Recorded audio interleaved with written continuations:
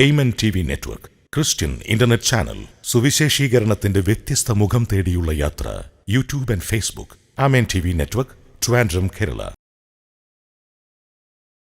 ഒരു ശൗല് ജഡീകൻ ഭരിക്കുന്നതായിട്ടുള്ള അവസ്ഥ അല്ലേ?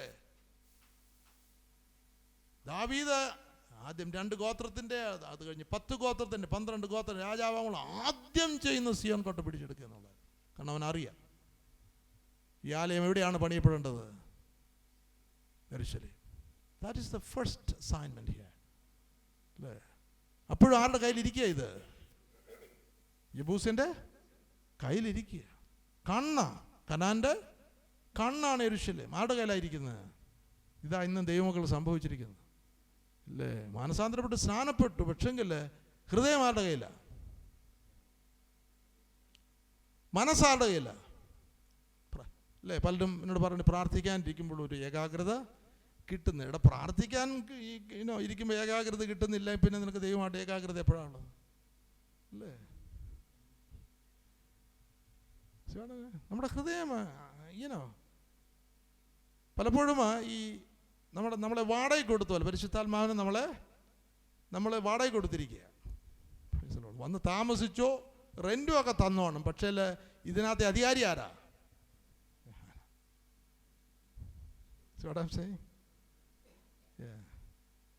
ഇത് റെന്റൽ പ്രോപ്പർട്ടി അല്ല അല്ലേ? പുറപ്പാട് പുസ്തകം അവസാനം വായിക്കുമ്പോൾ മേഘം അധികാരത്തോട് വസിച്ചെന്ന്. മോശയ്ക്ക് പോലും അകത്ത് കയറി ശുശ്രൂഷിക്കാൻ മൈ ലോർഡ്. കാരണം പരിശുദ്ധാത്മാവ് അങ്ങ് കംപ്ലീറ്റ് ഏറ്റെടുത്തു. സ്തോത്രം. അപ്പം നമ്മുടെ ജീവിതം പൂർണ്ണമായിട്ട് പരിശുദ്ധാത്മാവിൻ്റെ അധിവാസം, പ്രബോധനം, ആലോചന, ഇതൊന്നും മാനുഷികമായിട്ടല്ല. അപ്പം ആ ജീവിതം മേഖല ഏതാണ്? ഞാൻ ചിന്തിക്കാറുണ്ട്. ഈ ബുദ്ധിയുടെ മണ്ഡലം എന്ന് പറയുമ്പോൾ ഭയങ്കരമാണ്. എന്തോ ബുദ്ധിയാണ് ഇല്ലോ. അതായത് കറപ്റ്റഡായിട്ടുള്ള ഒരു ബുദ്ധിയാണ് നമുക്ക് ലഭിച്ചിരിക്കുന്നത്. അതിൽ നിന്ന് പുറപ്പെടുന്ന കൗൺസിൽസ്, ആലോചനകൾ മുഴുവനും കറപ്റ്റഡാണ് അല്ലേ? ഒരുവന് തൻ്റെ വഴി ഒക്കെ നല്ലതായിട്ടൊക്കെ തോന്നും, പക്ഷെ അതിൻ്റെ അവസാനം എന്താ? നാശം അല്ലേ? അനുഭവങ്ങൾ എത്ര പേരുണ്ട്? നമ്മൾ യാത്ര ചെയ്ത് സ്തോത്രം, ഞാൻ കൈപ്പൊക്കിയേക്കാം, അറിഞ്ഞുകൂടായിരുന്നു. ഇപ്പോഴെല്ലാം നേടിയെടുക്കാൻ നമ്മൾ ഓട്ടമാണ്. Price the Lord. എന്നാൽ ഒരു ദിവസം കണ്ണ് തുറന്നതിനാൽ സ്തോത്രം. Glory, hallelujah. ഈ ആത്മാവിൻ്റെ അനുസരണയുള്ള ജീവിതം എത്ര അനുഗ്രഹിക്കപ്പെട്ട ജീവിതം! ആത്മാവിൻ ജീവിതം ആനന്ദ ജീവിതം. Hallelujah, price the Lord. Hallelujah. അപ്പോൾ സൃഷ്ടിക്കറിയാം എന്ത്? ദൈവപുത്രന്മാരുടെ വെളിപ്പാടിനെ ആകാംക്ഷയോടെ കാത്തിരിക്കുക. ദൈവപുത്രന്മാരെന്ന, മക്കളെന്നല്ല. ഇപ്പം മക്കളെന്ന് പറയുമ്പോൾ യങ്ങർ സ്റ്റേജാണ്. പുത്രന്മാരെന്ന് പറയുമ്പോൾ സൺഷിപ്പ് എന്നുള്ളൊരു വാക്കാണ് ഇംഗ്ലീഷ്. സൺഷിപ്പ് അത് ക്രിസ്തുവിനോട് കൂട്ടവകാശത്തിലേക്ക് വരുന്നതായിട്ടുള്ള ഒരു കൂട്ടം. ഗ്ലോറി, ഹല്ലേലൂയ അല്ലേ? അതൊരു വലിയ ആത്മീയ വളർച്ചയാണ് ശിശുത്വത്തിൽ നിന്ന് അല്ലേ? സൺഷിപ്പ്, അവിടെ അവകാശങ്ങൾ പ്രാപിപ്പാൻ തക്കവണ്ണമുള്ള ആത്മീകമായിട്ടുള്ള വളർച്ച. എന്നിട്ട് 20ാമത്തെ വാക്യം, സൃഷ്ടി ദ്രവത്വത്തിൻ്റെ ദാസ്യത്തിൽ നിന്ന് വിടുതലും ദൈവമക്കളുടെ തേജസ്സാകുന്ന സ്വാതന്ത്ര്യവും പ്രാപിക്കും അല്ലേ? ഞാൻ ഓർപ്പിച്ചു, കറപ്റ്റബിൾ ആൻഡ് ഇൻകറപ്റ്റബിൾ, ദ്രവത്വം, അദ്രവത്വം. ഞാൻ ഈ നാളുകളിൽ എൻ്റെ ജീവിതത്തിൽ ഞാൻ വളരെ സൂക്ഷ്മതയോടെ ജീവിക്കുന്നതിൻ്റെ ഒരു വിഷയമാണ് ദൈവം ഈ ഭാഗങ്ങൾ വെളിപ്പെടുത്തിയപ്പോൾ, നാം ദ്രവത്വത്തിനു വേണ്ടിയാണോ ജീവിക്കുന്നത്, അദ്രവത്വത്തിനു വേണ്ടിയാണ് അല്ലേ? ദ്രവത്വം എന്ന് പറഞ്ഞാൽ എന്താ? Stand is looking good, building looking good. എന്നാൽ ഐ ഡോണ്ട് നോ, ഒരു 50 വർഷം കഴിഞ്ഞാൽ there's no guarantee അല്ലേ?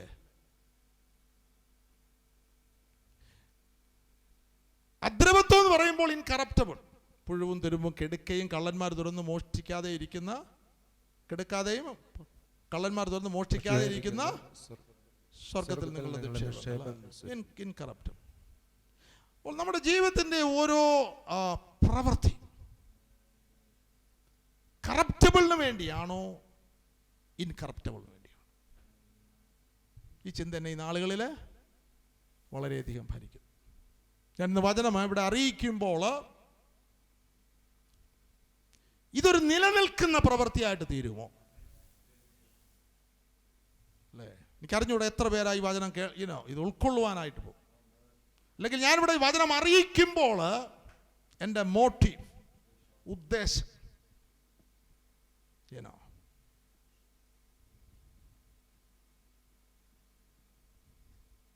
ദൈവം നോക്കുന്നു.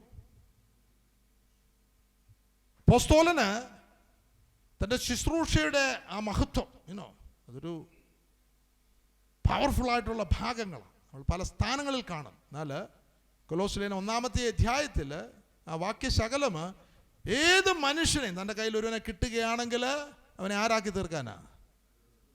ക്രിസ്തുവിൽ തികഞ്ഞവനാക്കുവാനായിട്ട്. ഹല്ലേലൂയ. പൗലോസ് അപ്പോസ്തലൻ മെഗാ മിനിസ്ട്രി നടത്തിയെന്ന് എത്ര പേര് വിശ്വസിക്കുന്നുണ്ട്? ആരെങ്കിലും വിശ്വസിക്കുന്നുണ്ടോ?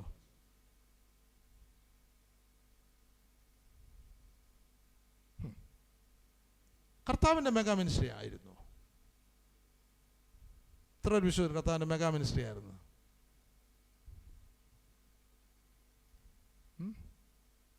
Yes or no? No. ഏറിയ പുരുഷാരം കർത്താവിനെ അനുഗമിക്കുമ്പോൾ കർത്താവ് തിരിഞ്ഞിട്ട് ഏത് ഉപദേശമാണ് കൊടുക്കുന്നത്? അല്ലേ? ഇന്നത്തെ ഈ കാലയളവിൽ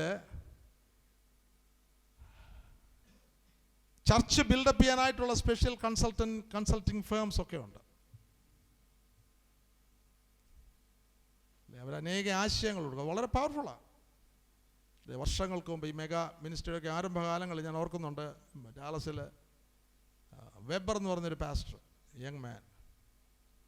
അപ്പോൾ അദ്ദേഹം ചിലരുമായിട്ട് കൂടിയിട്ട് അവർ പറഞ്ഞു, ഒരു ചെറിയൊരു കൂട്ടായ്മ 5-6-7 പേരുണ്ട്. അപ്പോൾ നമുക്കൊരു ഐ ഡോണ്ട് റിമെമ്പർ എക്സാക്ട്ലി 50,000 ആണോ 10,000 ആണോ ഫ്ലയേഴ്സ് ബ്യൂട്ടിഫുള്ളായിട്ട് പ്രിൻറ്റ് ചെയ്ത് ആ നെയ്ബർഹുഡിൽ മുഴുവനും അറിയിക്കുക. കാരണം ഇതുപോലൊരു ചർച്ച് ആരംഭിക്കും.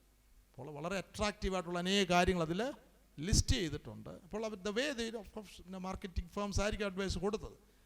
ഒരു 10,000 എണ്ണം അയക്കുകയാണെങ്കിൽ 1% ആണെങ്കിലും എത്ര കിട്ടും? 100 ഫാമിലി. നോട്ട് ബാഡ് അല്ലേ? കിട്ടിയോ? കിട്ടി. ഡാളസിലെ ആദ്യത്തെ മെഗാ ചർച്ച ആ സമയങ്ങൾ 5,000 പേര് ഒരു പോയിന്റ്. അല്ലേ? ആ സ്ട്രാറ്റജി ഒന്നും ഇവിടെ കാണുന്നില്ല. അപ്പോൾ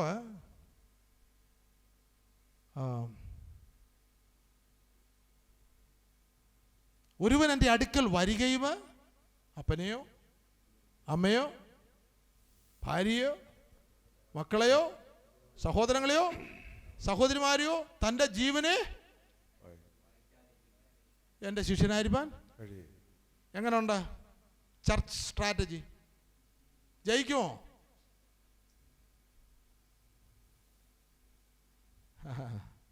കർത്താവിന് അങ്ങനെയുള്ളവനെ കൊണ്ട് ആവശ്യമില്ല. കർത്താവ് പറയുന്നത് ഒരു ഗോപുരം പണിയുവാനായിട്ട് പ്ലാൻ ചെയ്യുകയാണെങ്കിൽ ആദ്യം അത് തീർപ്പാൻ വകയുണ്ടോ എന്ന്. അല്ലേ? ഞാനും ഒരു പണിക്ക് വേണ്ടി വന്നിരിക്കുക. ഈ പാറമേൽ ഞാൻ എൻ്റെ അല്ലേ, നമ്മുടെ സഭയല്ല, അല്ലേ, ഒരു ഡിനോമിനേറ്റഡ് സഭയല്ല, PCയുടെയും ചാരോൻ്റെയും ചർച്ചക്കൊണ്ടൊന്നും അല്ല, സോക്കോൾ, അല്ലെങ്കിൽ ഇന്ന് ആളുകളിലെ കരിസ്മാറ്റിക് ലീഡേഴ്സിൻ്റെ സഭയല്ല. നമ്മളിപ്പോൾ അറിയാം, നമുക്ക് എല്ലാം സഭ ആരുടെ പേരില്ല? ഓരോ പേരുകളില്ല. അല്ലെ പുറകിൽ എഴുതി വെച്ചിട്ടുണ്ട് ഇന്ന എല്ലാം പേരുകൾ. ബാബേൽ, അത് ബാബേൽ. അവർ ഗോപുരം ഉണ്ടാക്കുന്ന പട്ടണം പണിയുന്നത് നമുക്കൊരു പേരും ബാബേൽ. ബാബേൽ ചെറിപ്പോയിരിക്കും. Right, exact. എന്നിട്ട് ചെറിപ്പോയിരിക്കാനായിട്ടുള്ള എല്ലാ സ്ട്രാറ്റജിയും അതിനകത്ത് ഫിൽഡ് വിത്ത് ആക്ടിവിറ്റീസ്. അല്ലേ? നമ്മൾ വെളിയിൽ നിന്ന് നോക്കുകയാണെങ്കിൽ ഇതെന്തൊരു കോമാളിത്തരമാണെന്ന് തോന്നുന്നു. അകത്തിരുന്നാൽ തോന്നുകയല്ല. അതാണ് അതിൻ്റെ ട്രിക്ക്.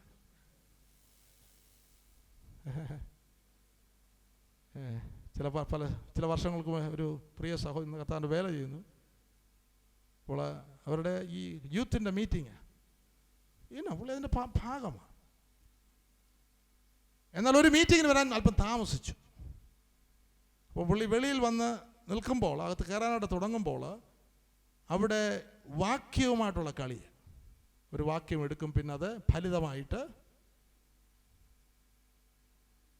അങ്ങനത്തെ വാക്യങ്ങൾ എടുത്തിട്ട് അത് പിന്നെ ഫലിതമാക്കുക.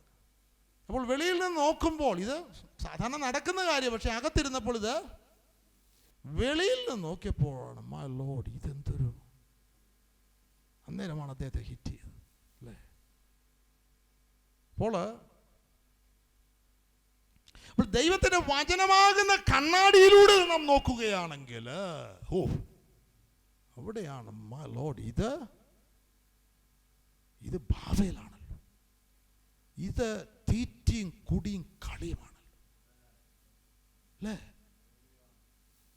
അപ്പോസ്തല പ്രവർത്തികളിൽ നമ്മൾ ആ സഭയുടെ ആരംഭത്തിൽ ഒരു വലിയ കൂട്ടം സ്നാനപ്പെട്ട് മുൻപോട്ട് വരുന്നു. അവർ അപ്പോസ്തലന്മാരോട് അല്ലെങ്കിൽ സഭയോട് ചേർന്നു എന്ന് പറയുമ്പോൾ അവർ അപ്പോസ്തലന്മാരുടെ ഉപദേശം കേട്ടും കൂട്ടായ്മ ആചരിച്ചും അപ്പം നുറുക്കിയും പ്രാർത്ഥന കഴിച്ചു. അപ്പോൾ ഞാൻ ചുരുക്കം ചില കുട്ടികൾക്ക് വേണ്ടി ഞാൻ ഭാഗത്ത് 3-4 കുഞ്ഞുങ്ങൾ അവിടെ ഉണ്ട്. അപ്പോഴാ ഞങ്ങളുടെ കൂട്ടത്തിലുള്ള വേറൊരു ചർച്ചിൽ പോകുന്ന ഒരു ഫാമിലിയാണ്. അപ്പോൾ പെട്ടെന്ന് ഒരു അല്പസമയം വചനം. അപ്പം ഞാൻ ഈ ഭാഗങ്ങൾ പറഞ്ഞപ്പോൾ ഒരു 15-16 വയസ്സുള്ള പെൺകുട്ടി പറഞ്ഞു, ഞങ്ങളുടെ ചർച്ചിൽ ഇതൊന്നുമില്ലല്ലോ, ഉപദേശമാ, ടീച്ചിങ് ഉണ്ടോ? It's not teaching. ഉണ്ടായിരിക്കാം, പക്ഷെങ്കിൽ മറ്റൊരു യേശുവിനെ, മറ്റൊരു ഉപദേശം. കൂട്ടായ്മ. എന്താ കൂട്ടായ്മ? 1 യോഹന്നാൻ്റെ ലേഖനം വായിക്കുമ്പോൾ അറിയാം കൂട്ടായ്മ അല്ലേ. അപ്പം നുറുക്കല്ല മാലോട്ട് ഇതൊന്നും നുറുക്കേണ്ട ആവശ്യമില്ല. എന്താ എല്ലാം അത് തന്നെ. എന്താ കാണിക്കുന്നത്? ഞാനതിൻ്റെ ടെക്നിക്കാലിറ്റി ഒന്നുമല്ല പറയുന്നത് അല്ലേ. അത് തന്നെ എന്താ കാണിക്കുന്നത്? ഇവിടെ എനിക്ക് അറിഞ്ഞുകൂടെ എങ്ങനെയൊക്കെയാണെന്ന്. അവിടെ ഒരു സാധനമുണ്ട്, വേഫർ എന്തോ അന്ന് ഏതാണ്ടൊന്ന് പറയുന്നേക്കാണ്, അല്ല ഇങ്ങനെ ചെറിയ കൊച്ചു ബിസ്ക്കറ്റ് പോലെ അല്ലേ. സഭ ഒന്നിച്ച്, ക്രിസ്തു നുറുക്കപ്പെട്ട സഭ ഒന്നിച്ച് നുറുക്കപ്പെടുമ്പോഴാണ് അനുഗ്രഹത്തിൻ്റെ മേഖല. ഈ നുറുക്കം ആരും ഇഷ്ടപ്പെടുന്നില്ല അല്ലേ. കർത്താവിൻ്റെ കയ്യിൽ അപ്പം ലഭിക്കുകയാണെങ്കിൽ സ്തോത്രം, ആദ്യം ഒന്ന് വാഴ്ത്തും, പ്രൈസ് ദി ലോർഡ്. എല്ലാവർക്കും അനുഗ്രഹമാണ്, പിന്നാണ് നുറുക്കുന്നത്, സ്തോത്രം അല്ലേ. നുറുക്കപ്പെട്ടെങ്കിൽ മാത്രമേ ഇത് അനേകർക്ക് ഹാലലി പകർന്നു കൊടുക്കുവാനായിട്ട് സാധിക്കുകയുള്ളൂ, സ്തോത്രം. നുറുങ്ങുവാൻ ആർക്കും താല്പര്യമല്ല. അപ്പോൾ ദ്രവത്വം അദ്രവത്വം സൃഷ്ടിക്കതറിയാം അല്ലേ. ദ്രവത്വം എന്ന് പറഞ്ഞാൽ ദാസത്വം, സെർവൻ്റ് ഹുഡ്. ദ്രവത്വം എന്ന് പറയുമ്പോൾ ഇന്ന് ലോകത്തിൽ കാണുന്നതാണ് ദ്രവത്വം. അത് ലോകത്തിൻ്റെ സമയമല്ലേ. ഹല്ലേലൂയ. നിർത്താൻ പോവുകയാണ്. ടീ ബ്രേക്ക് അല്ലേ. നമ്മൾ ഇച്ചിരി ലേറ്റ് ആയെന്ന് തോന്നുന്നു അല്ലേ. മേക്ക് ഷുവർ നാളെ സമയം 9 എന്ന് പറഞ്ഞാൽ ഒരു 9:20 ആകുമ്പോഴത്തേക്ക് എല്ലാവരും ഇവിടെ എത്തിയിരിക്കണം. Price the Lord. കാരണം ഇത് വിലപ്പെട്ട സമയം അല്ലേ. ആക്ച്വലി 9 തന്നെ കൂടുതൽ. നമ്മളിവിടെ താമസിച്ച് ആഹാരവും കഴിച്ച് ആക്ച്വലി 8 മണിയൊക്കെ ടൈം അല്ലേ. 9 യെസ്, 2 മണിക്കൂർ. വളരെ വിലയേറിയ സമയം നഷ്ടപ്പെടാൻ പാടില്ല. Praise the Lord. ദ്രവത്വം അദ്രവത്വം സൃഷ്ടിക്കറിയാം അല്ലേ. മേക്ക് ഷുവർ നമ്മുടെ ജീവിതത്തിൽ ദ്രവത്വത്തിന് വേണ്ടിയാണോ അദ്രവത്വത്തിന് വേണ്ടിയാണോ നാം ജീവിക്കുന്നത്. ഓക്കെ, വലിയ കോൺഷ്യസ് ലെവൽ ഇതൊക്കെ ആകണം അല്ലേ. കാരണം ദ്രവത്വത്തിന് വേണ്ടിയാണെങ്കിൽ നമ്മുടെ കണ്ണിൻ്റെ മുൻപിൽ തന്നെ അത് ദ്രവിക്കുന്നതായിട്ട് നമുക്ക് കാണാം. നഷ്ടപ്പെട്ടു. എന്നാൽ നിത്യമായത് നിലനിൽക്കുന്ന ഒന്നിനു വേണ്ടിയാണ് നാം ജീവിക്കുന്നതെങ്കിൽ സ്വർഗത്തിൽ നിക്ഷേപങ്ങളുണ്ട്. ആ നിക്ഷേപം ആത്മീയ കണ്ണുകളോടെ കാണുവാനായിട്ട് ദൈവം നമ്മുടെ കണ്ണുകളെ തുറക്കട്ടെ അല്ലേ. അങ്ങനെ ആത്മീക ബോധം, അണ്ടർസ്റ്റാൻഡിങ്, ലക്ഷ്യബോധമുള്ള ഒരു കൂട്ടത്തെ കാണുമ്പോഴാണ് പിതാവ് സന്തോഷിക്കുന്നത്. സ്തോത്രം. ഇവൻ എനിക്ക് വേണ്ടി ജീവിക്കുന്നു, എൻ്റെ ജനമെന്ന് പറയുവാൻ തക്കവണ്ണമാ സ്തോത്രം. പിതാവ് അവരെക്കുറിച്ച് സാക്ഷ്യം, ഇവരെൻ്റെ പ്രിയപുത്രൻ, ഇവരെൻ്റെ പ്രിയപുത്രന്മാർ, ഇവരിൽ ഞാൻ പ്രസാദിച്ചിരിക്കുന്നു. അതിനുവേണ്ടി നമ്മെ തന്നെ ദൈവസന്നിധിയിലേക്ക് താഴ്ത്താമ. ദൈവസന്നിധി സമർപ്പിക്കും. പരിശുദ്ധനായ ഞങ്ങളുടെ സ്വർഗസ്ഥ പിതാവേ, നൽകിയ വചനത്തിനായിട്ട് സ്തോത്രം. എല്ലാം ഹൃദയങ്ങളിൽ എഴുതപ്പെടുവാനായിട്ട് കൃപ നൽകണം. ഒന്നും നിലത്ത് വീഴുവാൻ അനുവദിക്കരുത് കർത്താവേ. ജീവിതങ്ങളിൽ രൂപാന്തരം ഉണ്ടാകുവാൻ തക്കോണം വചനത്തിൻ്റെ ശക്തി എല്ലാവരിലും വ്യാപരിപ്പാനായിട്ട് അവിടുന്ന് കൃപ ചെയ്യണം. താല്പര്യം ഞങ്ങൾ ബ്രേക്ക് എടുക്കുമ്പോൾ അവിടെയും തിരുസാന്നിധ്യം ഉണ്ടായിരിക്കണം. മടങ്ങി വന്ന് വീണ്ടും തിരുവചനം ശ്രവിക്കുവാനായിട്ട് ധ്യാനിപ്പാനായിട്ട് അവിടെ ഞങ്ങളെ സഹായിക്കണം. യേശു ക്രിസ്തുവിൻ്റെ വലിയൊരു നാമത്തിൽ തന്നെ ആമേൻ. Praise the Lord. Praise the Lord.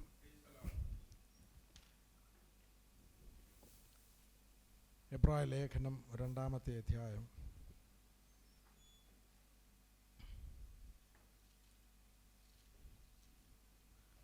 അതിൻ്റെ 10-ാമത്തെ വാക്യം വായിച്ചിട്ട്.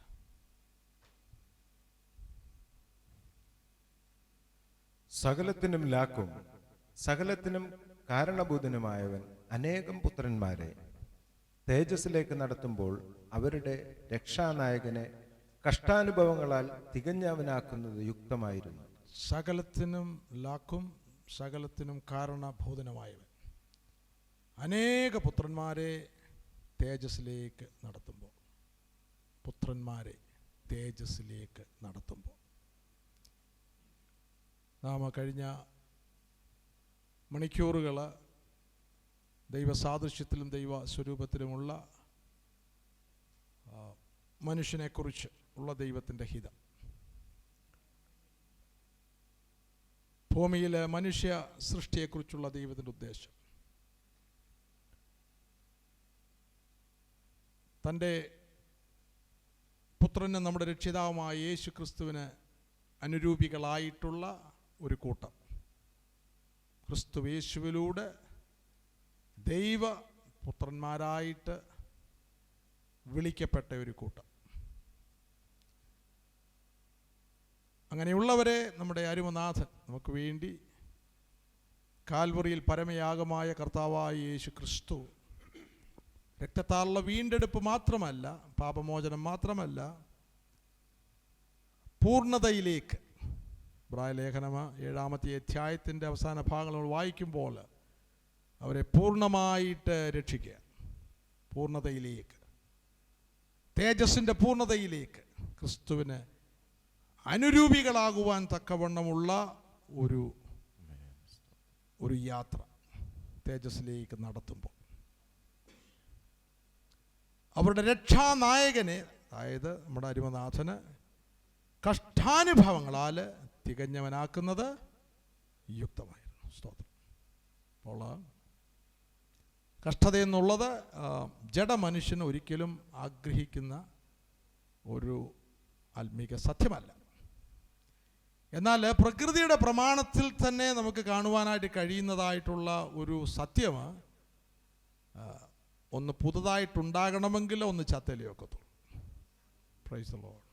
ഒരു ഗോതമ്പ് മണി നിലത്ത് വീണ് ചാകാതെ, പ്രൈസ് ദി ലോർഡ്, ഒരു ഉയർപ്പ് ഇല്ല, അല്ലേ?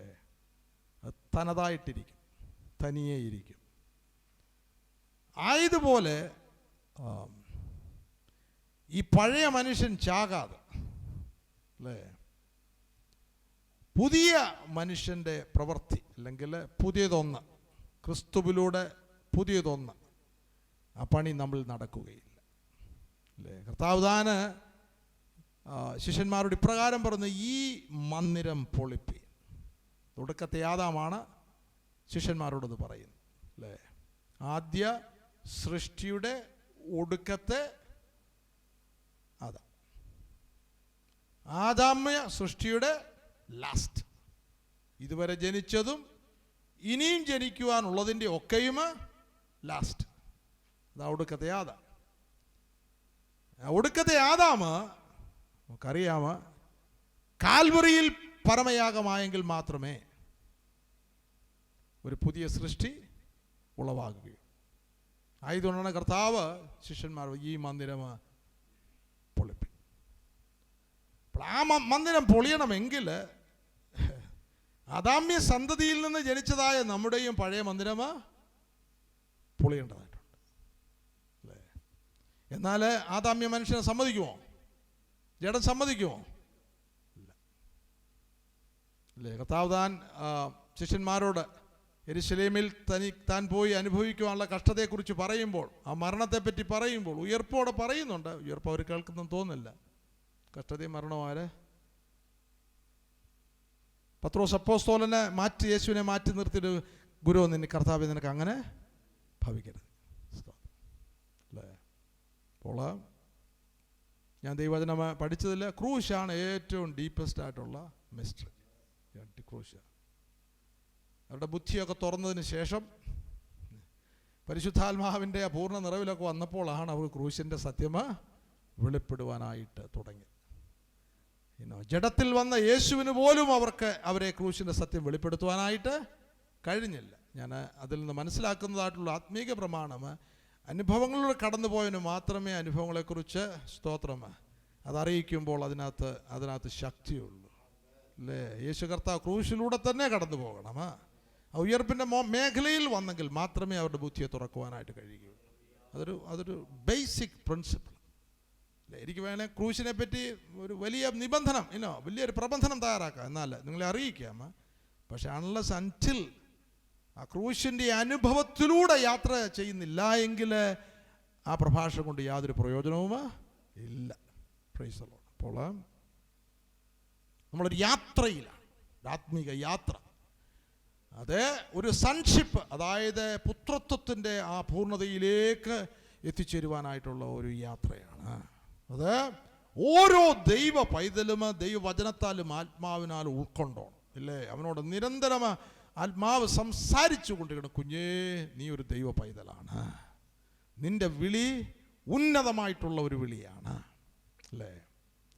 കഴിഞ്ഞ ദിവസം ഞാൻ ഓർപ്പിച്ചു, അതായത് ദൈവസാദൃശ്യം ദൈവസ്വരൂപം എന്ന് പറയുമ്പോൾ ഈ മനുഷ്യ കീടമായിരിക്കുന്ന നമുക്ക് അല്ലേ, മാനവ രാശിക്ക് അതെങ്ങനെ മനസ്സിലാക്കാൻ കഴിയും?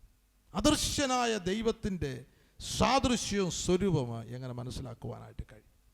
കർത്താവായ യേശു ക്രിസ്തുവിൻ്റെ ഭൂമിയിലുള്ള വരവിൻ്റെ ഒരു പ്രധാനപ്പെട്ട ഉദ്ദേശം, അനേക ദൈവികമായിട്ടുള്ള ഉദ്ദേശത്തോടു കൂടെയാണ് കർത്താവ് വന്നത്. പാപത്തിൻ്റെ മോചനം മാത്രമല്ല, അതായത് അദൃശ്യനായ ദൈവത്തെ വെളിപ്പെടുത്തുവാനായിട്ട്. യോഹന്നാൻ്റെ സുവിശേഷം 1-ാമത്തെ അധ്യായത്തിലെ വാക്യം ഒന്ന് വായിച്ചാട്ട്. യോഹന്നാൻ്റെ സുവിശേഷം 1-ാമത്തെ അധ്യായം അതിൻ്റെ 18-ാമത്തെ വാക്യം.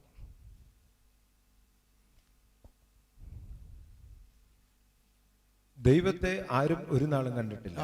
പിതാവിന്റെ മടിയിലിരിക്കുന്ന ഏകജാതനായ പുത്രൻ അവനെ വെളിപ്പെടുത്തിയിരിക്കുന്നു. പിതാവിന്റെ മടിയിലിരിക്കുന്ന ഏകജാതനായ പുത്രൻ അവനെ വെളിപ്പെടുത്തിയിരിക്കുന്നു. അങ്ങനെയാണെങ്കിൽ ദൈവസാദൃശ്യം ദൈവസ്വരൂപം നമുക്ക് കാണണമെങ്കിൽ സ്തോത്രം യേശുവിനെ കാണേണ്ടിയിരിക്കുന്നു.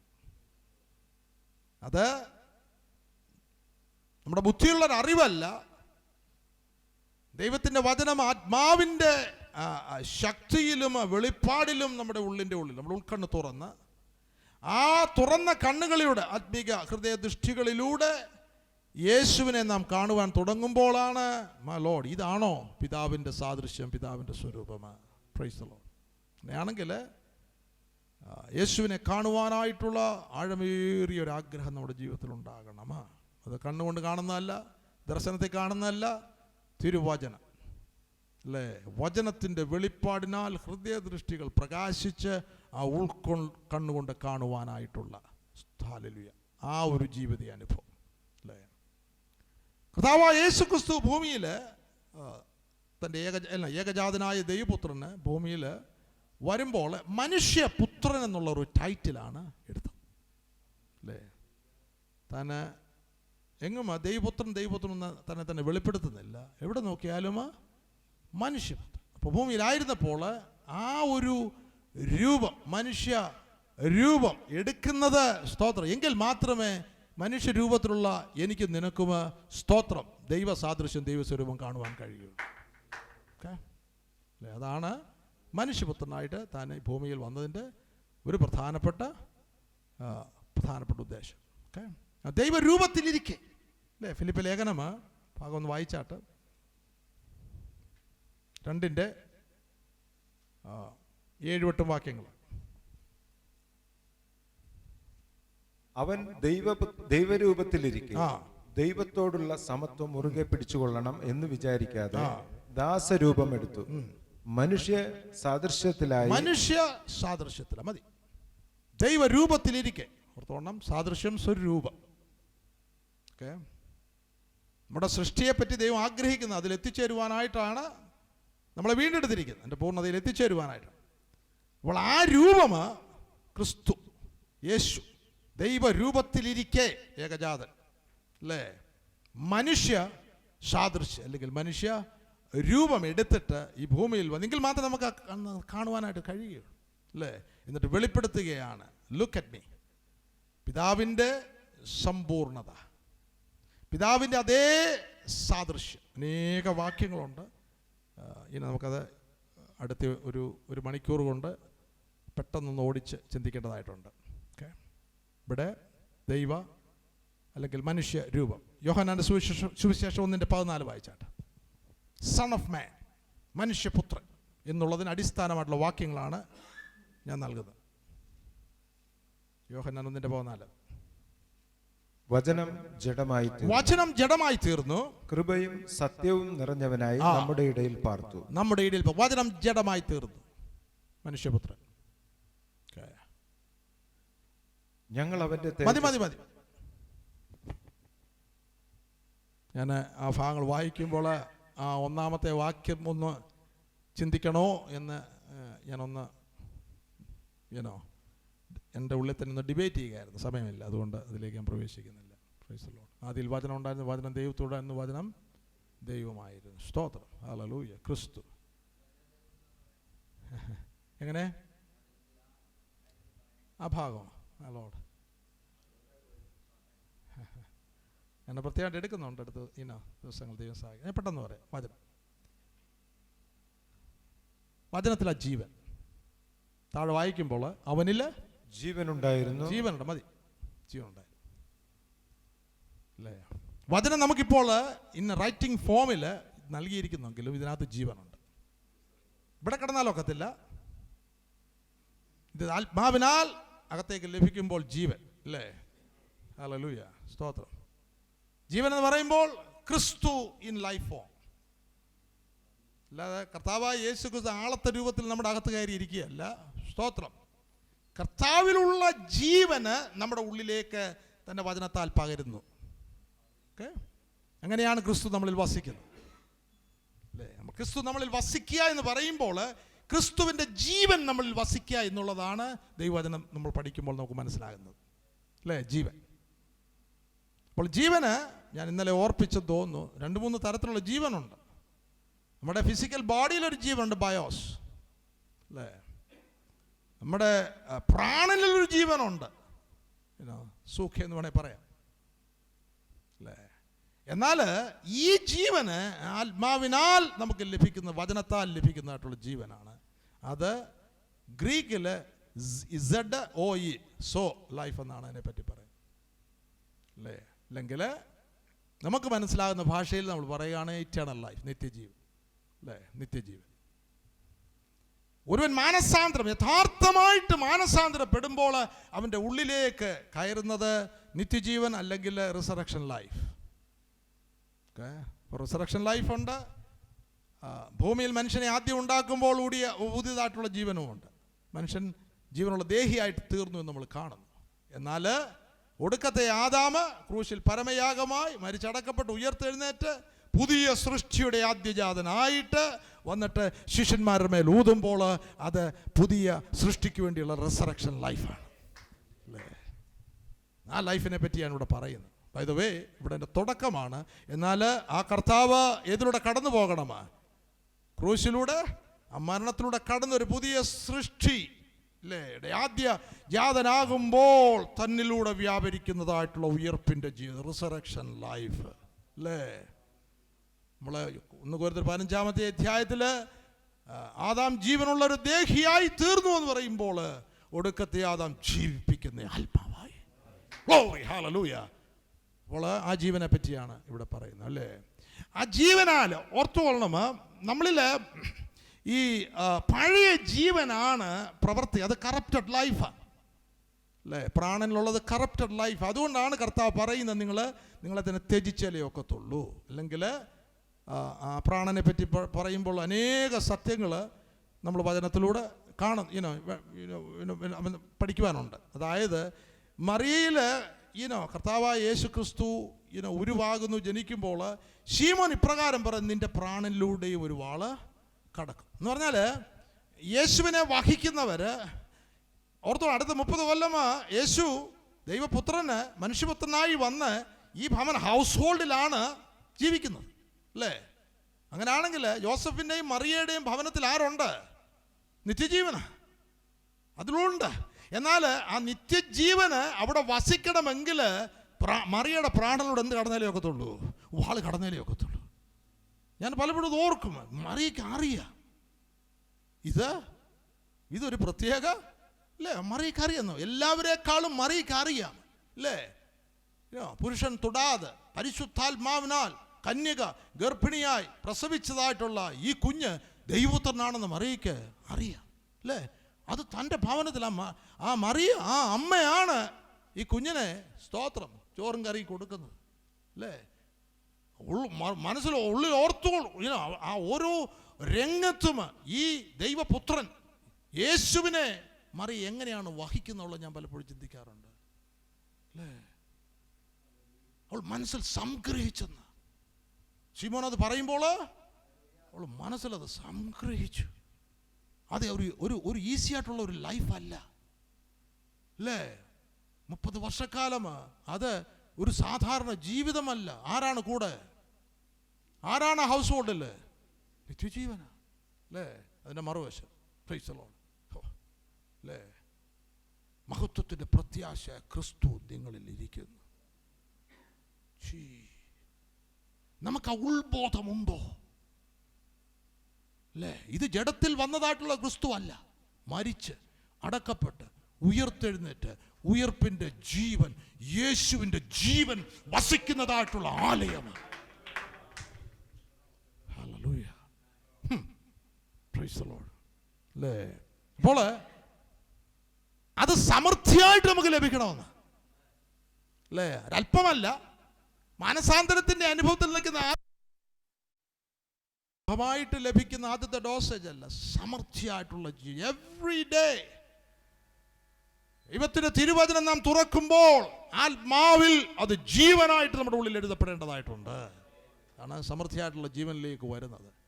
പാപത്തിന്റെയും മരണത്തിന്റെയും പ്രമാണത്തെ ഓവർകം ചെയ്യുവാനായിട്ട്, അതിനെ ജയിക്കുവാൻ തക്കണം ജീവന്റെ ആത്മാവിന്റെ പ്രമാണം നമ്മുടെ ഉള്ളിൽ എഴുതപ്പെടേണ്ടതായിട്ടുണ്ട്. ജീവന്റെ ആത്മാവിന്റെ പ്രമാണം ജീവൻ അല്ലേ? ജീവനാണ് മനുഷ്യരെ വിളിച്ചത്. സ്തോത്രം. അങ്ങനെയാണ് ക്രിസ്തുവിന്റെ ജീവന് നമ്മളിൽ വ്യാപരിക്കുമ്പോൾ, അതിന്റെ സമൃദ്ധിയിൽ നാം ജീവിക്കുമ്പോൾ, അവിടെ ആ ഒരു ജീവിതത്തിലാണ് ക്രിസ്തുവിന്റെ പ്രകാശം മാനിഫെസ്റ്റ് ചെയ്യുന്നത് അല്ലേ? നമുക്കറിയാം ഇവിടെ ലൈറ്റ് മാനിഫെസ്റ്റ് ചെയ്യുന്നു ലൈറ്റായിട്ട്. എന്നാൽ ഇതിൻ്റെ പുറകിലൊരു എനർജിയുണ്ട്, ആരും കാണുന്നില്ല അല്ലേ? ആരും കാണുന്നത് എനർജിയാണ് അല്ലേ? ആ എനർജി പ്രോപ്പർലി അതിനൊരു നമ്മളിപ്പോൾ കണ്ടു, അത് ആയപ്പോൾ ഇവിടെ അന്ധകാരമാണ് അല്ലേ? അത് പ്രോപ്പർലി അത് ഫ്ലോ ചെയ്യുമ്പോഴാണ് ഈ ലൈറ്റ് പ്രകാശമായിട്ട് ഇത് മാനിഫെസ്റ്റ് ചെയ്യുന്നത്.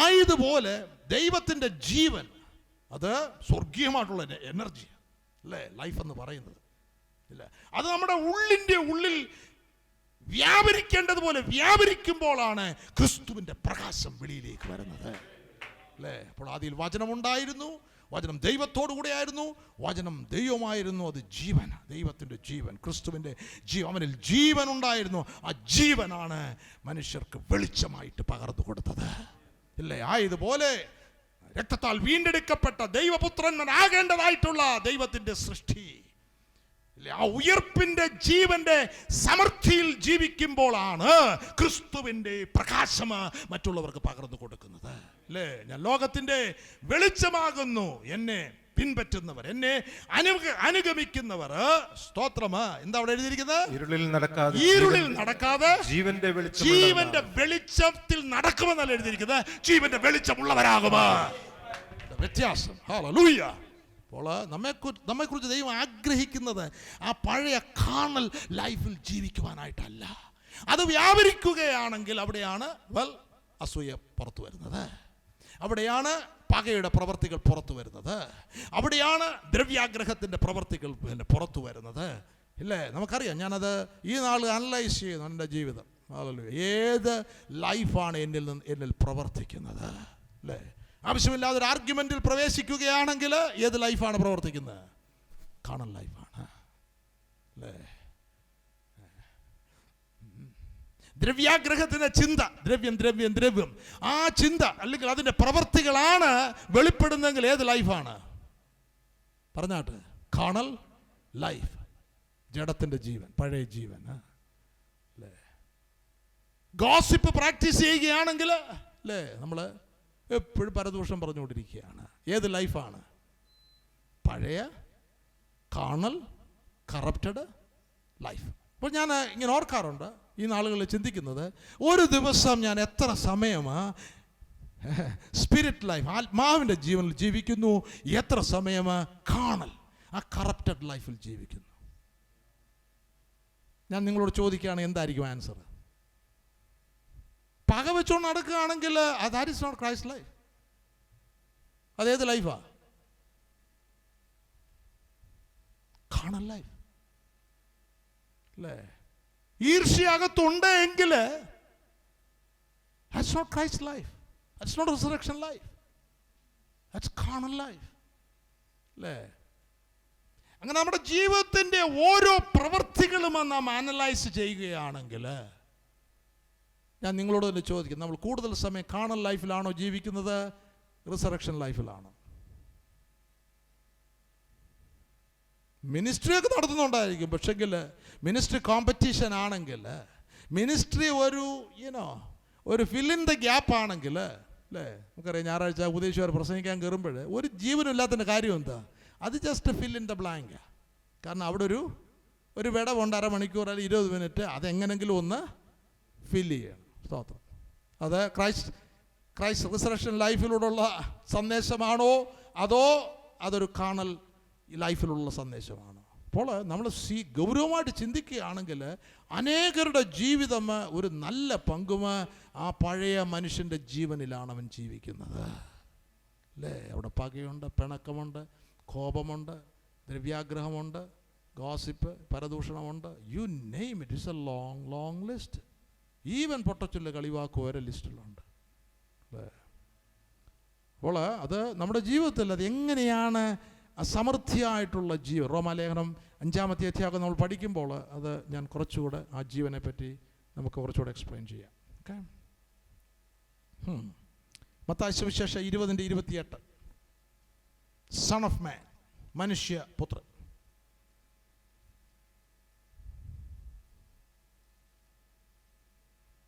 മനുഷ്യപുത്രൻ ശുശ്രൂഷ ചെയ്യിക്കുവാനല്ല, ശുശ്രൂഷിക്കുവാനും അനേകർക്ക് വേണ്ടി തന്റെ ജീവനെ മറുവിലയായി കൊടുക്കുവാനും വന്നതുപോലെ തന്നെ എന്ന് പറഞ്ഞു. ദൈവപുത്രൻ നല്ല ഇവിടെ എഴുതിയിരിക്കുന്നത് മനുഷ്യപുത്രൻ. മത്തായി സുവിശേഷം 24:30.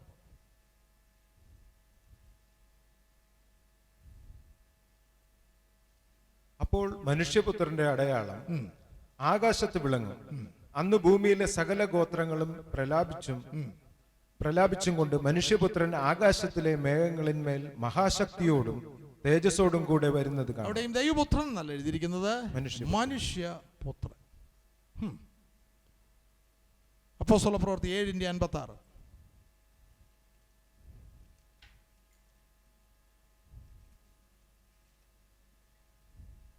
ഇതാ സ്വർഗം തുറന്നിരിക്കുന്നതും മനുഷ്യപുത്രൻ ദൈവത്തിന്റെ വലതു ഭാഗത്ത് നിൽക്കുന്നത് ഞാൻ കാണുന്നു. ഇന്ന് പക്ഷപാതം ചെയ്തുകൊണ്ടിരിക്കുന്നതായിട്ടുള്ള നമ്മുടെ അരുമനാഥന്റെ ടൈറ്റില് മനുഷ്യപുത്രൻ. വീണ്ടും വരുന്ന കർത്താവായ യേശു ക്രിസ്തുവിന്റെ ടൈറ്റിൽ ബൈബിൾ കാണിക്കുന്നത് മനുഷ്യപുത്രൻ. വെളിപാട് പുസ്തകത്തിൽ അതിന്റെ 1-ാമത്തെ അധ്യായം 12-ാമത്തെ വാക്യം കൂടെ വായിച്ചാട്ട്. എന്നോട് സംസാരിച്ച നാദം എന്ത് എന്ന് കാണുവാൻ ഞാൻ തിരിഞ്ഞു. ആ തിരിഞ്ഞപ്പോൾ 7 പൊൻനിലവിളക്കുകളെയും നിലവിളക്കുകളുടെ നടുവിൽ നിലയങ്കി ധരിച്ച് മാറത്ത് പൊൻകച്ച കെട്ടിയവനായി മനുഷ്യപുത്രനോട് സദൃശനായവന് ദാനിയേലിന്റെ പുസ്തകത്തിൽ നമ്മളത് വായിക്കുന്നു. ആകാശമേഘങ്ങളില് മനുഷ്യപുത്രനോട് സദൃശനായ അല്ലേ. അപ്പോൾ ഞാൻ ഇത്രയും വാക്യങ്ങൾ വായിച്ചോർപ്പിച്ചതിൻ്റെ അടിസ്ഥാനം പുതിയ സൃഷ്ടി, മാൻകൈൻഡ്, പുതിയ സൃഷ്ടിയുടെ ആദ്യ ജാതനായിട്ട് ദൈവപുത്രനായ യേശു ആ സ്ഥാനം എടുത്തത് നമ്മെ ഓരോരുത്തരെയും ദൈവപുത്രന്മാരാക്കി തീർക്കുവാനായിട്ടാണ്. മറന്നു പോകരുത്. ദൈവപുത്രന്മാർ, ഏകജാതനായ ദൈവത്തിൻ്റെ പുത്രന് ആദ്യ ജാതൻ എന്നൊരു ടൈറ്റിൽ എടുത്തത് അല്ലേ, ഒരു പുതിയ സൃഷ്ടിയുടെ ആദ്യജാതൻ. ആ ടൈറ്റിൽ എടുത്തത് നമ്മെ ഓരോരുത്തരെയും ദൈവപുത്രന്മാരാക്കി തീർക്കുവാനായിട്ടാണ്. ഞാൻ ഓർപ്പിച്ചതുപോലെ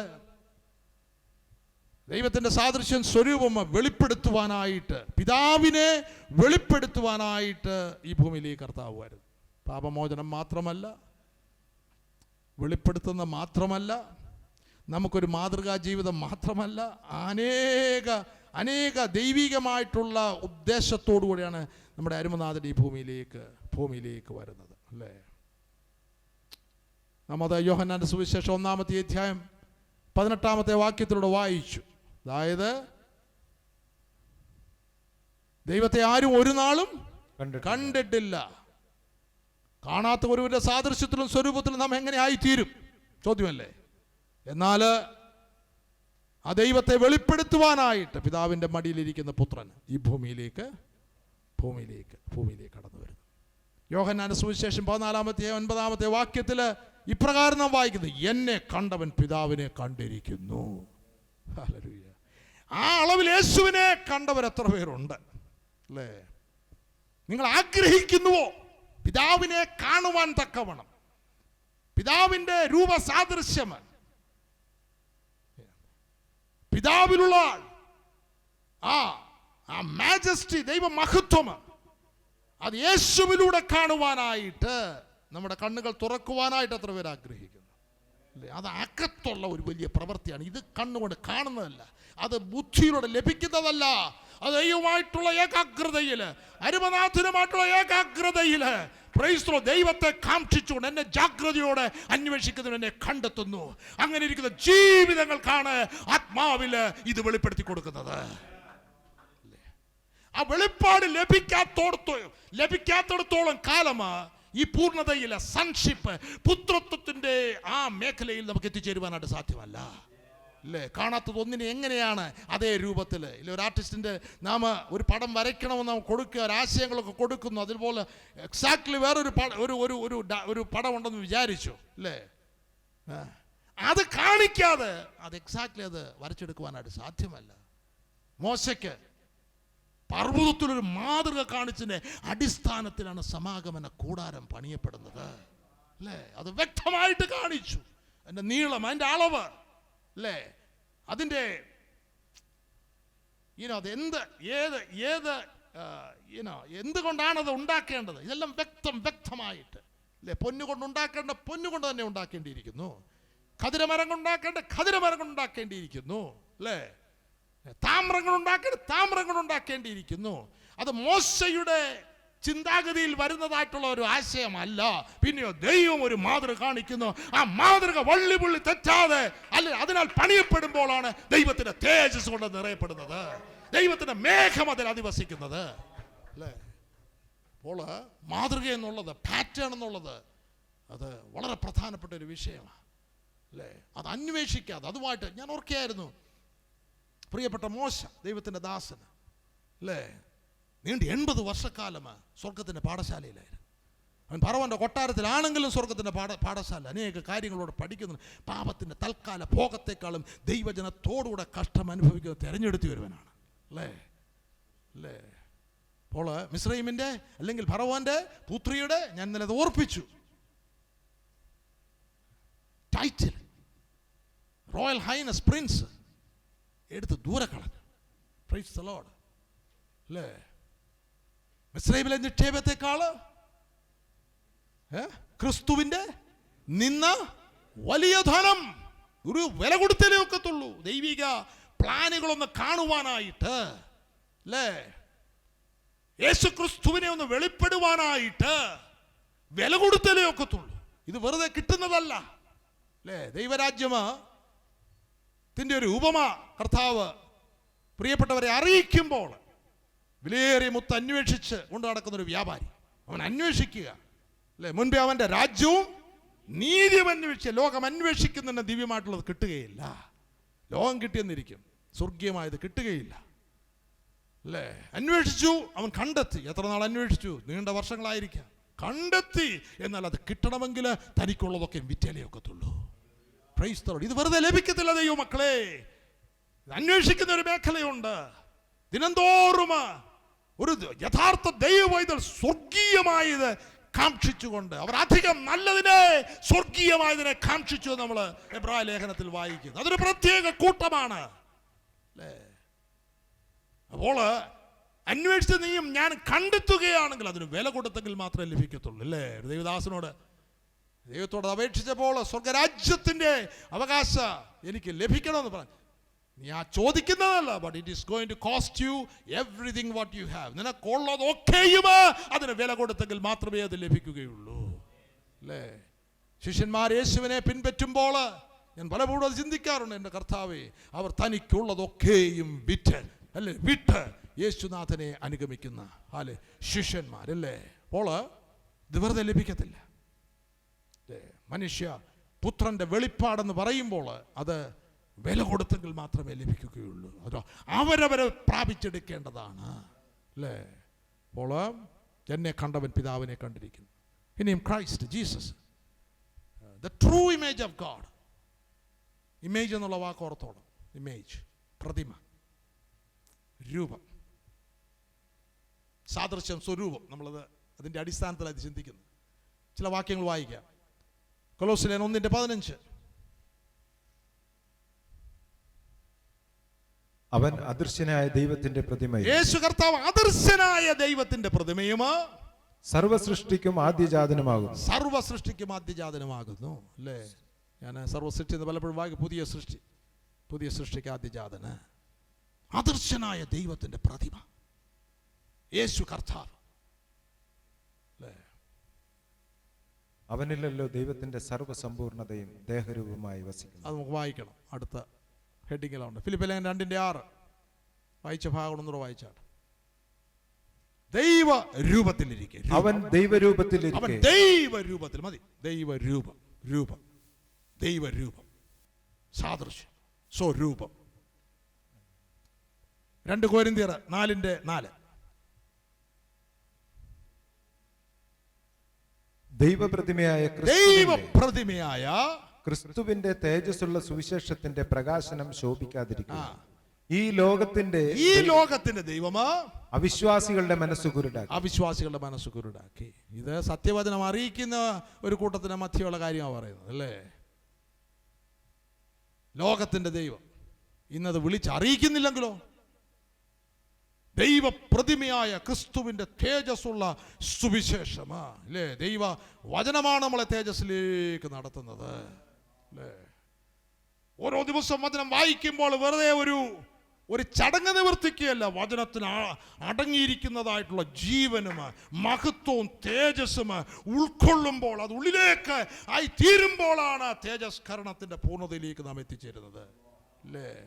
ഞാൻ പലപ്പോഴും ഓർപ്പിക്കാറുള്ളത് പോലെ തേജസ്കരണം എന്ന് പറയുമ്പോൾ ഇൻസ്റ്റന്റിൽ നടക്കുന്ന ഒരു സംഭവമായിട്ടാണ് പലപ്പോഴും നമ്മൾ ചിന്തിക്കുന്നാൽ, ഒരു യേശുവിനെ രക്ഷിതാവായി കർത്താവുമായിട്ട് സ്വീകരിക്കുമ്പോൾ, യഥാർത്ഥത്തിൽ സ്വീകരിക്കുമ്പോൾ തേജസ്കരണത്തിൻ്റെ പ്രവൃത്തി ആരംഭിച്ചു കഴിഞ്ഞു. സ്തോത്രം. അവൻ്റെ ഉള്ളിൽ പ്രകാശം വീണ് കഴിഞ്ഞിരിക്കുന്നു. തേജസ്സിൻ്റെ പ്രകാശമാണ്, അല്ലേ? അത് കഴിഞ്ഞിട്ട് സ്തോത്രം നമുക്കറിയാം. കൊരിന്ത്യർ ലേഖനത്തിൽ നമ്മൾ വായിക്കുമ്പോൾ അതിൻ്റെ 3-ാമത്തെ അധ്യായത്തിൽ അതിൻ്റെ 18-ാമത്തെ വാക്യം ഒന്ന് വായിച്ചാട്ടെ. 2 കൊരിന്ത്യർ 3:18. എന്നാൽ മൂടുപടം നീങ്ങിയ മുഖത്ത് കർത്താവിന്റെ തേജസ്സിനെ കണ്ണാടി പോലെ പ്രതിബിംബിക്കുന്നവരായി. കണ്ണാടി പോലെ പ്രതിബിംബിക്കണ നോട്ടം എവിടെയാ? വിശ്വാസത്തിന്റെ നായകനും പൂർത്തി വരുത്തനുമായ യേശുവിനെ സൂക്ഷിച്ചു നോക്കാനാ പറഞ്ഞല്ലേ? ഈ വലിയ സ്റ്റാർസ് സ്റ്റഡി ചെയ്യുന്ന അവരുടെ ലൈഫ് ടൈം ആയിരിക്കും ഒരു സ്റ്റാറിന് വേണ്ടി അവർ അവരുടെ ജീവിതം മുഴിഞ്ഞു വെക്കുന്നത്. എന്നിട്ട് അവർക്ക് ആ ബിഗ് ടെലസ്കോപ്പിൽ കൂടെ രാത്രി മുഴുവൻ അത് നോക്കിക്കൊണ്ടിരിക്കുക. സ്തോത്രം. ആ സ്റ്റാർ പഠിക്കാനായിട്ട് അല്ലേ.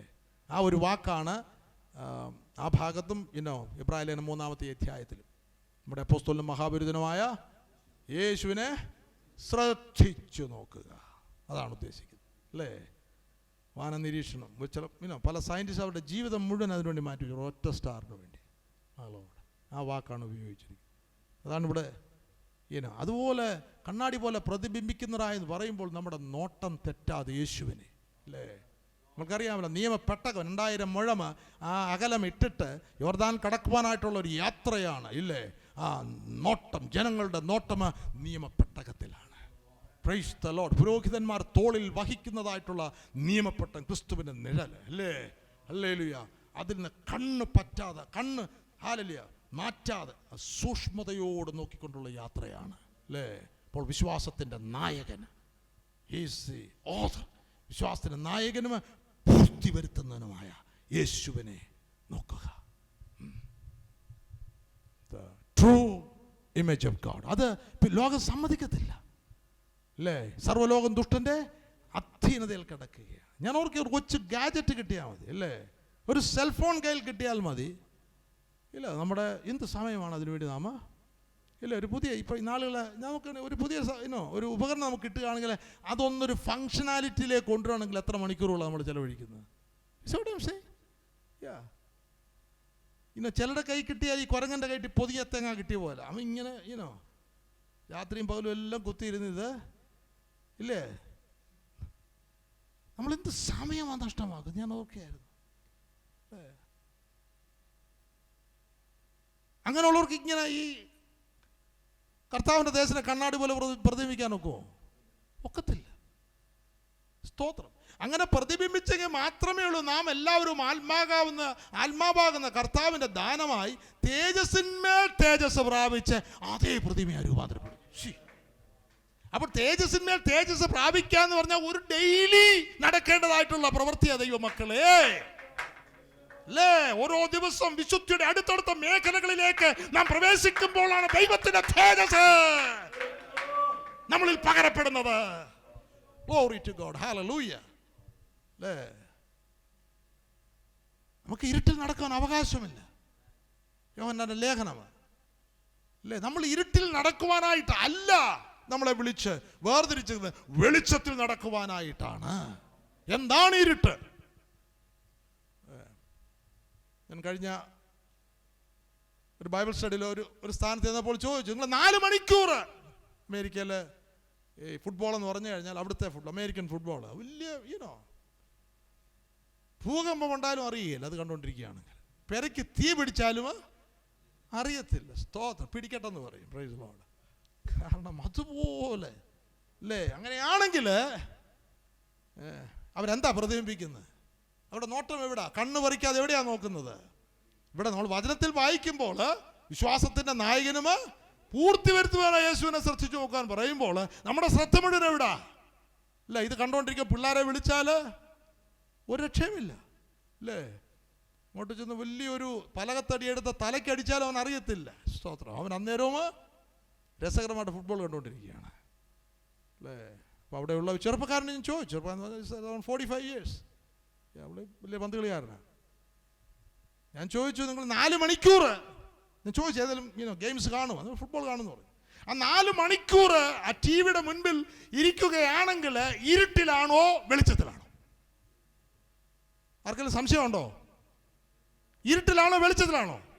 ഇരുട്ടില് പോയില്ലേ അല്ലേ. അവിടെ ഇപ്പം ചർച്ചകളൊക്കെ 11:30 ആകുമ്പോൾ അവസാനിപ്പിക്കും. കാരണം 12 മണി കളി തുടങ്ങും അല്ലേ. അപ്പോൾ ഇരിക്കുമ്പോൾ പാസ്റ്റർ പ്രസംഗിച്ചുകൊണ്ടിരിക്കുന്നത് അവർ തന്നെ പറയും, the best is yet to come. പറഞ്ഞാൽ മനസ്സിലായോ? The best is yet to come, വരാൻ പോകുന്നുള്ളൂ. ഇതിപ്പം പാസ്റ്ററുടെ പ്രസംഗം ഇപ്പം ഒരു പാസ്റ്റർ പരാതി പറയുന്നതും കേട്ടു, അമേരിക്കൻ പാസ്റ്റർ. ഇത് റോങ് ടൈമിലാണ് എനിക്ക് പുൾപിറ്റ് തന്നിരിക്കുന്നത്. 12 മണി സമയം. 12 മണി സമയത്ത് അവിടെ ആരെങ്കിലും ഇരിക്കുകയാണെങ്കിൽ അവർ എന്ത് ചിന്തിച്ചുകൊണ്ടാണ് ഇരിക്കുന്നത്? സ്തോത്രം. ഡാളസ് കൗബോയ്സിനെ പറ്റി ചിന്തിച്ചുകൊണ്ടാണ് ഇരിക്കുന്നത്. അല്ലേ. തീറ്റിപ്രിയന്മാരാണെങ്കിൽ അവരെന്ത് ചിന്തിച്ചുകൊണ്ടായിരിക്കുന്നത്? അവർ ആ റെസ്റ്റോറൻറ്റ് ചിന്തിച്ചുകൊണ്ടിരിക്കുകയാണ്. Praise the Lord, hallelujah. അപ്പോൾ നമ്മുടെ നോട്ടം എവിടെയാണ്? അല്ലേ? അബ്രഹാമിനോട് ചോദിക്കുകയാണെങ്കിൽ അബ്രഹാം പറയും അല്ലേ, ദൈവം ശില്പിയായി നിർമ്മിച്ചത് അടിസ്ഥാനങ്ങളുള്ളതായ ഒരു പട്ടണത്തിനോട് ഞാൻ കാത്തിരിക്കുന്നു. അല്ലേ? ഹല്ലേലൂയ. ഓ ഹല്ലേലൂയ. ഈ ഭൂമിയിൽ എങ്ങനെ അവർ ജീവിച്ചത്? അന്യരും പരദേശികളുമായിട്ട് ജീവിച്ചിട്ട് വിശ്വാസത്തിൽ മരിച്ചെന്ന്. ഓ, മരണത്തിന്റെ അന്ത്യശ്വാസം വലിക്കുമ്പോഴും അവരുടെ മുൻപിൽ ഒരു പ്രത്യാശയുണ്ട്. അതാണ് അവരുടെ ജീവിതത്തെ നയിച്ചിരുന്നത്, നിയന്ത്രിച്ചിരുന്നത്. നമുക്കിവിടെ ടു മെനി ആക്ടിവിറ്റീസ് അല്ലേ? ആക്ടിവിറ്റീസ് കുറയ്ക്കണം. ദൈവവുമായിട്ടുള്ള ഏകാഗ്രതയിലും ഒരു ഏകാന്തത നമുക്ക് ആവശ്യം. നമുക്കറിയാം, കൂട്ടായ്മയ്ക്ക് ഒരു ടൈമുണ്ട് അല്ലേ? ബൈബിൾ സ്റ്റഡിക്ക് ഒരു ടൈമുണ്ട്. പക്ഷെങ്കിൽ ഇതിലൊക്കെ ഉപരിയാണ് നമ്മുടെ കർത്താവുമായിട്ടുള്ള സഹവാസം. Praise the Lord. Need to find time, quality time. ദൈവമായിട്ടുള്ള ഏകാഗ്രതയിൽ ഇരിക്കുക. അവിടെ ചെന്ന് എന്നോട് കഴിഞ്ഞ നാളുകളൊക്കെ വർഷങ്ങളായിട്ട് പറയുന്ന ഒരു വിഷയമാണ്, നിൻ്റെ ഒരു 100 ആവശ്യങ്ങളൊന്നും പറഞ്ഞാൽ എടുക്കില്ല. Don't waste your time. ഞാൻ അങ്ങനെ സാധാരണ ചെയ്യാറില്ല, വർഷങ്ങളായിട്ട് എനിക്കതറിയാം അല്ലേ? കാരണം നമ്മുടെ ആവശ്യങ്ങളൊക്കെ ആര് അതിന് മുമ്പിൽ അറിയുന്നുണ്ട്? എല്ലാം പിതാവുണ്ട്. യെസ്, നമ്മൾ ദൈവസന്നിധി ഇരിക്കുമ്പോൾ ആവശ്യങ്ങൾ അറിയിക്കണം. എന്നാൽ ആവശ്യങ്ങൾ മാത്രം അറിയിച്ചു കൊണ്ടുള്ളൊരു പ്രാർത്ഥന റിയലായിട്ടുള്ളൊരു പ്രാർത്ഥന അല്ല. അത് മാത്രമേ ഉള്ളൂ. എങ്കിൽ തകരാറുണ്ട് അല്ലേ? പ്രാർത്ഥനയെപ്പറ്റി ഞാൻ അനേക നാളുകളായിട്ട് ചോദിക്കുന്നൊരു ചോദ്യം, ഈ പ്രാർത്ഥന എന്നുള്ള ഒരു ഇതെല്ലാം ദൈവത്തിന് അറിയാമെങ്കിൽ പ്രാർത്ഥന എന്നുള്ള ഒരു ആത്മീക നിയമം ഇട്ടിരിക്കുന്നതിൻ്റെ കാരണം അതൊരു ആത്മീക നിയമമാണ്. പ്രാർത്ഥന, പ്രയർ അല്ലേ? ഈ നാളുകളാണ് എനിക്ക് മറുപടി ലഭിക്കുന്നത് അല്ലേ? അതായത് നമ്മൾ ഈ പഠിക്കുന്ന സീരീസിൽ തന്നെ ദൈവത്തിന് മനുഷ്യനുമായിട്ട് സഹവസിക്കുവാൻ ആഗ്രഹിക്കുന്നു. എന്നാൽ മനുഷ്യൻ്റെ അവസ്ഥ ദൈവത്തിന് അറിയാം അല്ലേ? പ്രാർത്ഥന എന്നുള്ളൊരു നിയമം ഇട്ടെങ്കിൽ മാത്രമേ അറ്റ്ലീസ്റ്റ് ഒരു അല്പസമയമെങ്കിലും ദൈവത്തിൻ്റെ സന്നിധിയെ മനുഷ്യൻ പോയി വരത്തുള്ളൂ അല്ലേ? അതിൻ്റെ വേറൊരു മർമ്മമാണ് പ്രാർത്ഥനയുടെ യഥാർത്ഥ മർമ്മം എന്ന് പറയുന്നത്. നാം ദൈവസന്നിധിയിൽ മുട്ടിന്മേൽ ഇരിക്കുമ്പോൾ നാം ആ ഒരു പോസ്ചർ തന്നെ യഥാർത്ഥത്തിൽ പ്രാർത്ഥിക്കുന്ന ഒരുവൻ, ആ ഒരു പോസ്ചർ തന്നെ, ദൈവമേ എനിക്ക് സ്വയമായിട്ടൊന്നും ചെയ്യാൻ കഴിയത്തില്ല, അങ്ങേ കൂടാതെ ഞാൻ പുറത്തേക്ക് വിട്ടുന്ന ശ്വാസം അതൊന്ന് അകത്തേക്ക് വലിക്കുവാൻ എനിക്ക് കഴിയത്തില്ല അല്ലേ? അങ്ങനെയാണെങ്കിൽ നാം ഒരു യഥാർത്ഥ ആശ്രയ ജീവി ആകുവാനായിട്ട് ഇട്ടിരിക്കുന്ന ദൈവിക നിയമമാണ് പ്രാർത്ഥന. Glory, hallelujah. അല്ലേ? അപ്പോൾ നമ്മുടെ ആവശ്യങ്ങൾക്ക് വേണ്ടി മാത്രം നാം അവിടെ ചെന്നിരിക്കുകയാണെങ്കിൽ നമ്മൾ ഒരു കാലത്തും ദൈവത്തിൽ പരിപൂർണമായിട്ട് ആശ്രയിക്കുന്ന ഒരു ആശ്രയ ജീവി ആകുകയില്ല. മനസ്സിലാവുന്നുണ്ടല്ലോ അല്ലേ? Price the Lord, hallelujah. പ്രാർത്ഥന ഒരു വലിയ കൂട്ടായ്മയാണ് അല്ലേ? നമുക്കറിയാം, നമ്മുടെ ഏറ്റവും സ്നേഹിക്കുന്ന ഒരു സ്നേഹിതന് വരികയാണെങ്കിൽ ഞാൻ വരുന്നു എന്ന് പറഞ്ഞ് നമ്മളവിടെ കാത്തിരിക്കുകയാണ്. ആള് സ്തോത്രം, മണിക്കൂറുകൾ ഇരുന്നാലും സമയം പോകും നമ്മൾ അറിയില്ല അല്ലേ? എന്നാൽ എൻ്റെ മറുവശം ചിന്തിക്കുകയാണെങ്കിൽ അല്ലേ, ഒരാൾ വിളിച്ച് ഞാൻ അങ്ങോട്ട് വരുന്നു, അയാളുടെ മുഖം കാണും, ശബ്ദം കേൾക്കുന്നതന്നെ നമുക്ക് അലർജി ആണെങ്കിൽ ഈ മനുഷ്യൻ വന്ന് കയറിയാൽ സ്തോത്രം, നമ്മുടെ ഉള്ളിലുള്ള തിടുക്കം എന്തായിരിക്കും? എപ്പോഴാ പോകുന്നത് അല്ലേ? പലപ്പോഴും നമ്മുടെ പ്രാർത്ഥന അതുപോലെ.